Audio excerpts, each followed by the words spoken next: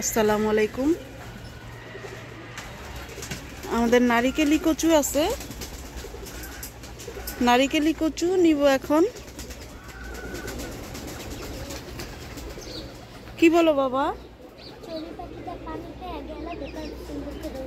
ও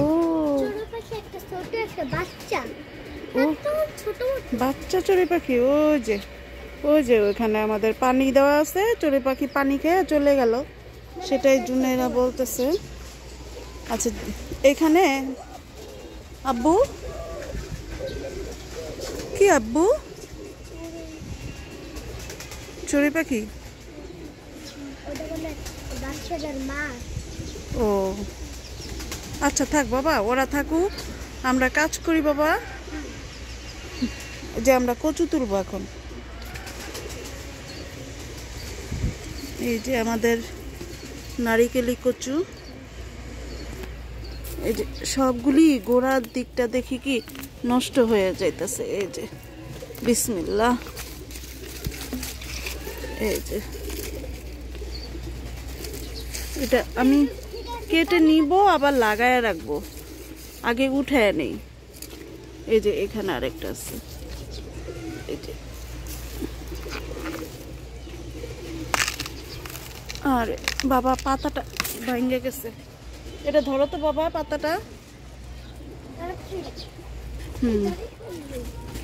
দেখি এই যে কচুটা মাশাআল্লাহ বড় হয়েছে।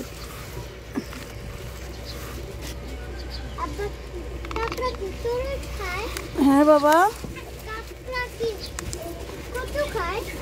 কাকড়া কোথায় পাবো বাবা?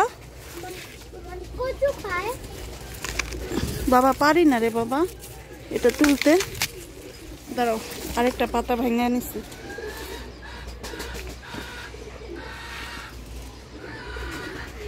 পারতাছি না এটা তুলতে, গাছটার শক্তি আছে।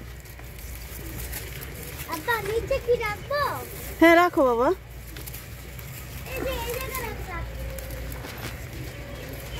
গাছটা বেশ শক্ত। আচ্ছা এটা তো দেখ, সবগুলো ছোটই আছে, তো তুলে এগুলো আবার সুন্দর করে লাগাবো। এই যে এখানে এটা আলগা হয়েই আছে, এই যে কিন্তু এটা তো তুলতে পারতেছি না, টায়ার্ড হয়ে গেছি।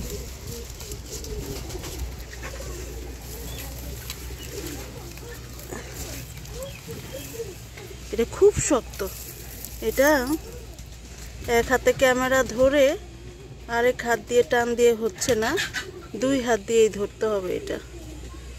তো এটা দেখি, ওটা টানাটানি করে হয়রান হয়ে গেছি। এটা না অনেক বড়, এটাই যে অনেক মাটি সহকারে উঠছে। এই যে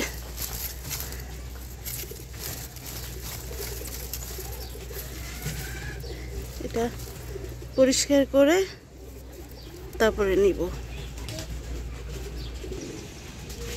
সব কাটাকাটি করার পরে এতটুকু নিয়েছি, আর এখানে যে গাছের আগাগুলি ছিল এইভাবে কেটে কেটে লাগিয়ে দিয়েছি। আর এখন এই যে শাক কটাও নিয়ে যাব। তো এই কচুটা কিন্তু ইলিশ মাছ দিয়ে খুব ভালো লাগে, এগুলো সব বাসায় গিয়ে পরিষ্কার করে রান্না করে খাবো। তো সবার জন্য শুভকামনা রেখে ছাদ বাগান থেকে বিদায় নিচ্ছি। এই বিকেলবেলা পরন্ত বিকেলের শুভেচ্ছা থাকলো। আসসালামু আলাইকুম।